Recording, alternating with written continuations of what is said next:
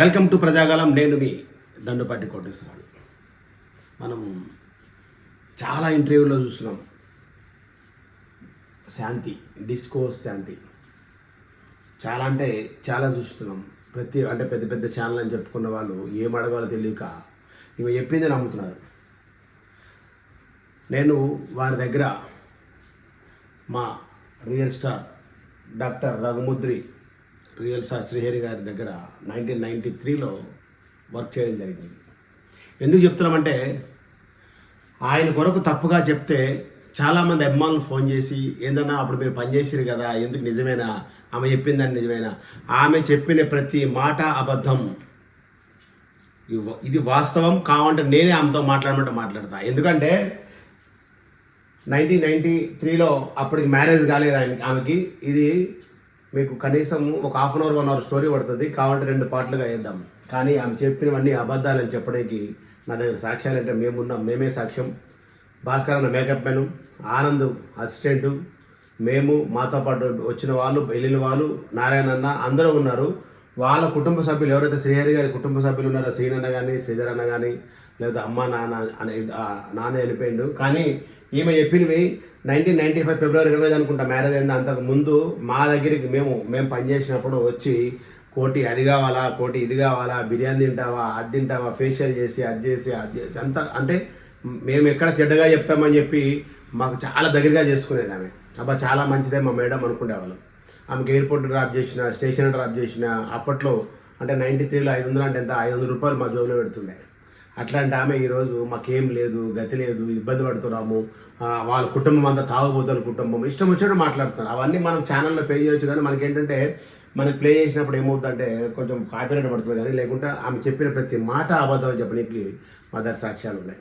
1997 hello brother తర్వాత ఆమెకు marriage అయిన తర్వాత ఏమైందంటే, ఈ బాచుపల్లిలో ఏదైతే ఇప్పుడు శ్రీహరణ కానీ వాళ్ళ పాప కానీ ఎక్కడైతే వాళ్ళు పెట్టిర్రో అక్కడ 2 ఎకరాలు మాత్రమే ఫస్ట్ శ్రీహరి గారు కొన్నారు. ఆ 2 ఎకరాలు హైవే వైన్స్ నిజాంపేట రామ్మోహన్ అన్న దగ్గర అడ్వాన్స్ నాకు శ్రీహర్ష జంధ్యాల గారి సినిమా విచిత్రం హీరో శ్రీహర్ష, ఆయన బండి హీరో స్ప్లెండర్ ఇచ్చి నాకు బండి ఇచ్చి 70,000 రూపాయలు అడ్వాన్స్ ఇవ్వడం జరిగింది. నేను పోయి అప్పుడు బండిని ఇట్లా తిప్పడం నాకు ఇష్టం అని చెప్పి ఇట్లా తిప్పుతున్నప్పుడు తాళాలు కింద పడితే నాకు అక్కడ పోయిన వరకు నా తాళాలు పోయినా తెలియదు. అప్పుడు నాకు అరన్న బాగా తిట్టిండు, ఏం రా నీకు ఏం చేసినా మంచి పని చేసినా, నీ చేతులతో అడ్వాన్స్ ఇద్దామని చెప్తే ఇట్లా బండి తాళం పడగొట్టినాడు. ఆ ఇంటి తాళం కూడా అందులో ఉండే, దానికి సాక్ష్యం శ్రీహర్ష గారు అడిగి చెప్తారు. అప్పుడు 2,30,000 కొన్నారు. ఇప్పుడు 12-14 ఎకరాలు అన్ని తర్వాత అయింది, అది 2 ఎకరాలు కాస్త. అప్పుడు రాజశేఖర రెడ్డి గవర్నమెంట్ ఉన్నప్పుడు గవర్నమెంట్తో కొంచెం ప్రాబ్లం ఉంటే చేయించుకున్నారు అది. ఇప్పుడు విల్లా అక్కడ కనీసం 5-6 కోట్లు ఉందాడ. 60-40 65-35 వచ్చినా సరే, 35% వచ్చినా సరే కొన్ని 100 కోట్ల రూపాయలు ఈరోజు ఆమెకి సంపాదన. విప్రో దగ్గర 1/2 ఎకర పైన ఉంది. ఈరోజు 1/2 ఎకర కూడా 70 కోట్లు ఉందాడ. ఆమె ఇల్లు ఏదైతే శ్రీహరి గారి ఇల్లు ఉందో 2,30,00,000కి అది ఆ రోజు రాత్రి అడ్వాన్స్ ఇవ్వాలని చెప్పి ఇంట్లో చాలా ఇబ్బంది పెడితే, జీతు అని ఏఆర్స్ ప్రొడ్యూసర్ జీతు గారు, మేము కలిసి డబ్బుల కోసం వేరే వాళ్ళ దగ్గరికి వెళ్ళి 25 లక్షల అడ్వాన్స్ అప్పటికప్పుడు తెచ్చి, అంటే చిరంజీవి గారు ముందు ఆ ఇల్లు చూశారు, ఇల్లు కొందామని చెప్పి అనేలోపు చిరంజీవి గారు కొంటున్నారు, ఆయన కొంటే బాగోదు మనమే కొనాలని చెప్పి కొన్నది. ఈరోజు 70 కోట్ల పైన ఉంది ఆ ఇల్లు. ఎవరికి ఇస్తారు? మాకేం లేవు, మమ్మల్ని ఎవరు చూస్తలేదు. అసలు ఆయన చనిపోవడానికి కారణం ఎవరు? ఇప్పుడు నీకు చెప్పమను. ఆయన చనిపోవడానికి కారణం ఏంటి? ఆయనకి లుకేమియా క్యాన్సర్ ఉండేది. దానివల్ల ఆయనకి ఇన్బుల్ట్ బ్లడ్ బ్లీడింగ్ అవుతుంటూ ఆకలేస్తుంది, తిన్నంటేనే మళ్ళీ ఆకలేస్తుంది. ఇవన్నీ ఉంటే డాక్టర్ ఏమన్నాడంటే, అసలు ఏమీ తినకు, చాలా నీకేం కాదు, ఒక 20 సంవత్సరాలైన ప్రాబ్లం ఉండదు అని చెప్పినా సరే, ఆయన మందు మానేసి అన్నీ మానేసి శుభ్రంగా కూర్చుంటే ఆమె ముందు పోయి మందు గ్లాస్ పెట్టుకొని తాగితే, ఇంట్లో భార్య భర్త తాగుతున్న వ్యక్తి తాగుతాడా? ఆయన కూడా తాగడం మొదలు పెడతాడు. అలాంటి చావు కారణం కూడా ఆమె. ఎందుకంటే ఆయన ఒక ఫీవర్ వచ్చినా, జ్వరం వచ్చినా సరే, దగ్గు వచ్చినా సరే, ఆయన కన్సల్ట్ డాక్టర్ తప్ప ట్యాబ్లెట్ ఇస్తే తప్ప వేరే ఎంత ఎంబీబీఎస్లు కాదు కదా, అసలు బయటకు వెళ్ళి వచ్చిన వాళ్ళు కూడా ఇవ్వడానికి లేదు. అంత క్రిటికల్ పరిస్థితిలో ఉన్నప్పుడు ఫుల్ దాగి బొంబాయిలో పడుకుంటే తుఫాన్ షూటింగ్ అప్పుడు ఆయనకి లో బీపీ వస్తే తిరిగి డాక్టర్లు తెలియక ఇమీడియట్లీ హాస్పిటల్ జాయిన్ చేసి ఏదేదో ట్రీట్మెంట్ చేసి చనిపోవడం జరిగింది తప్ప, లేకపోతే ఆయన చనిపోవడం ఆ కారణం కూడా ఆమెనే.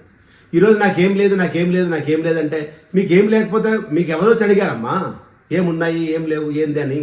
మాకు ప్రతి సాక్ష్యం మేమున్నాం, ప్రతి ఒక్కసారికి ఉన్నాం.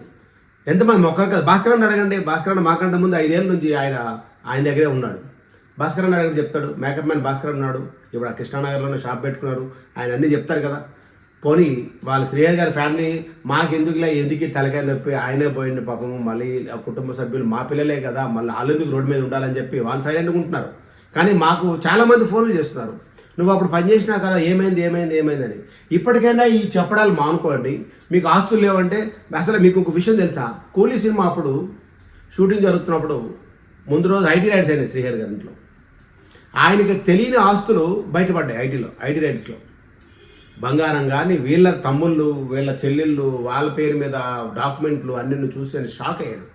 షాక్ అయిన తర్వాత నాకు ఇన్ని ఆస్తులు ఉన్నాయా, ఇవి ఎక్కడున్నాయి అంటే నా కుటుంబ సభ్యుల పేరు మీద లేకుండా ఏ కూడా వాళ్ళ కుటుంబ సభ్యుల పేరు ఉందని చెప్పి ఆ రోజు కొంచెం అప్సెట్ ఉన్నప్పుడు వైజాగ్లో షూటింగ్ అది ఏ ఆర్ట్స్ అది మహేంద్ర గారి ప్రొడ్యూసరు.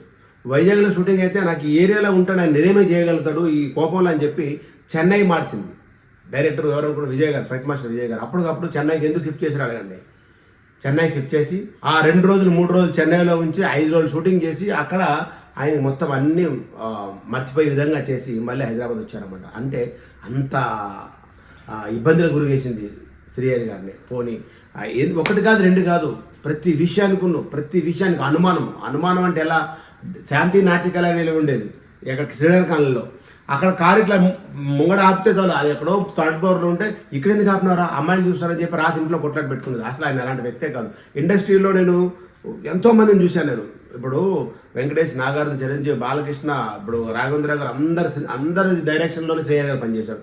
ప్రతి ఒక్కరితోటి కూడా మాకు పరిచయం ఉండేది, అందరిని చూస్తున్నాం. కానీ ఒక శ్రీహరి గారికి అమ్మాయిల విషయంలో ఎటువంటి అసలు సంబంధం ఉండేది కాదు. అలాంటి వ్యక్తిని తీసుకొచ్చి ఎప్పుడూ అనుమానించేది. ఫస్ట్ బర్త్డే మేఘాంశది 1997 నవంబర్ 11th. ఆ రోజు రాత్రి ముందు రోజు రాత్రి రేపు బర్త్డేకి రోజు అనగానే పెద్ద కొట్లాట పెట్టేసింది. పొద్దున్న లేచి 11:30 వరకు 12 వరకు రాలేకపోయాను నేను. అలాంటిది ఎప్పుడు చూసినా సరే ఒక మంచి వ్యక్తిని తీసుకొచ్చి ఈరోజు నరకం చూపించి మీరు ఆయన చనిపోయే విధంగా చేసిన తర్వాత ఆయన చనిపోయిన తర్వాత కూడా నాకేమి ఇవ్వలేదు. అసలు మీరు ఏమొచ్చారు, మీరు ఆయన దగ్గరికి దేంతో వచ్చారు? 14 మంది 11 మంది మీ ఫ్యామిలీకి మీరే దిక్కు, మీరే పెంచారని చెప్పారు కదా. మరి వాళ్ళందరికీ మీరు ఎంత పెంచేసారు మీరు చెప్పండి ఒకసారి. ఎందుకమ్మా ఇట్లా మాట్లాడతారు? ఇప్పటికైనా సరే గ్రహించండి. ఆయన కొరకు తప్పుగా మాట్లాడదు. నేను చేసినవన్నీ తప్పే, నేను చెప్పినవన్నీ తప్పని ఒప్పుకోండి, లేదంటే సైలెంట్గా ఉండండి తప్ప శ్రీహరి గారి కోసం ఇంకొకసారి తప్పుగా మాట్లాడితే మాత్రము ఈసారి నేను వాళ్ళ ఫ్యామిలీతో అందరితో కూడా ఇంటర్వ్యూ అడుగుతాను, తీసుకుంటాను. జరిగిన వాస్తవాలు ప్రతిదీ 93 నుండి ఆయన చనిపోయినంత వరకు, నేను 98 వరకు ఆయన దగ్గర ఉన్నా సరే ఆయన చనిపోయినంత వరకు, ఆయన చనిపోయిన ముందు నెలలో కూడా నాకు ఫోన్ చేయడం జరిగింది. ఫోన్ చేసి అరే పొదిలి శ్రీనివాసులు గురుగారు నెంబర్ కావాలరా నాకు అర్జెంట్ అని చెప్పంటే ఆయన నెంబర్ నా దగ్గర లేదంటే మళ్ళీ నేను నేతి విద్యాసాగర్ వాళ్ళ ఊరు ఎక్కడుందో కనుక్కొని వాళ్ళ ఇంటికి వెళ్ళి నెంబర్ తీసుకొని ఇవ్వడం జరిగింది.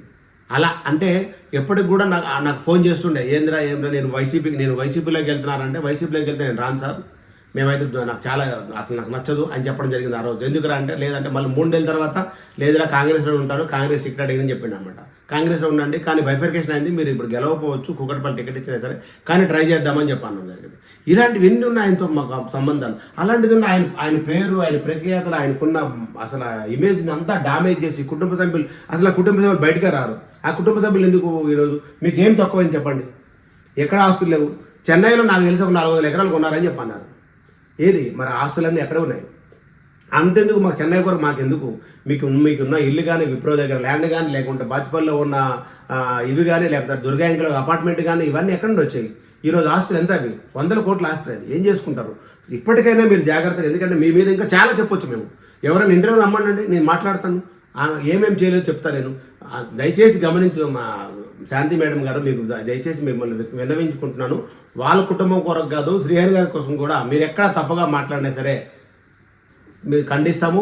కాబట్టి నేనే మీ దగ్గరికి వస్తాను. నేను అడిగిన ప్రశ్న మీరు సమాధానం చెప్పగలిగితే చెప్పండి. నా నెంబర్ మీ దగ్గర ఉన్నది, మళ్ళీ ఒకసారి చెప్తాను. 9346334599 నా నెంబరు. మీరు నోట్ చేసుకోండి. ఈ వీడియో మీకు పర్సనల్గా పంపిస్తాను, మీరు కూడా చూడండి మేడం. దయచేసి ఇంకొకసారి శ్రీహరి గారి కోసం ఎక్కడ కూడా వాళ్ళ కుటుంబ సభ్యుల కోసం మీరు తప్పుగా మాట్లాడితే అది బాగోదు. మాకే కాదు, మేము ఆయన దగ్గర మేమంటే నా వయసు దగ్గర 20 సంవత్సరాలు అప్పుడు వచ్చినాను అనమాట నేను. అలాంటిది నాకు ఎంత బాధ అనిపిస్తుంది అంటే, నేను తిన్నాను, ఆ ఇంట్లో పడుకున్నాను. ఆయన మా సొంత అన్ననా, ముగ్గురు అన్నదమ్ముల్లోన నేను అప్పటికి కూడా ఎప్పటికప్పటికి అమ్మ నాన్న అంటాం, వాళ్ళకి సీనన్న అంటాను, శ్రీధర్ అన్న అంటాను, హరన్న అంటాను తప్ప అలాంటిది మమ్మల్ని దూరం చేసి అందరినీ దూరం చేసి ఈరోజు ఆయన ఉండుంటే మా పరిస్థితి వేరని చెప్పి మా ఫ్రెండ్స్ చెప్పుకుంటారు. అలాంటిది ఆయన లేకుండా చేయడం కాకుండా ఆయన కుటుంబాన్ని ఆయన్ని అందరినీ అబాసపాలు చేయడం మంచిది కాదని మరొకసారి మీ ద్వారా కోరుకుంటున్నాను. ఈ ఇంటర్వ్యూ చూసిన ప్రతి ఒక్కరూ షేర్ చేయండి, సబ్స్క్రైబ్ చేయండి. చాలామంది నేను వీడియోలు చేయట్లేదు అనుకుంటున్నారు మా ఛానల్స్, మా గ్రూపుల్లో. నేను ఎందుకు అన్ని రోజు మన వీడియోలు ఉంటాయి కాకుండా గ్రూపుల్లో షేర్ చేయట్లేదు. ఎందుకంటే మాకున్న సబ్స్క్రైబర్లు, మాకున్న వాళ్ళందరూ చూస్తున్నారు, మాకు చాలు. మళ్ళీ అందరికి షేర్ చేసుకొని చెప్పడం ఎందుకని చేయట్లేదు. ఒకసారి గమనించండి. కంపల్సరీ మా వీడియోలు మా ఛానల్లో ఉంటాయి. ఒకవేళ మీకు డౌట్గా ఉంటే ఏదైతే గ్రూపుల్లో ఉన్నారో సబ్స్క్రైబ్ చేసుకోండి. నా రోజు మా వీడియోలు ప్రజల కొరకు ఎప్పుడు వాళ్ళకి అన్ని విషయాలు తెలియజేయడం జరుగుతుంది. నేను మీ దండపాటి కోటేశ్వర. అందరికీ నమస్కారం.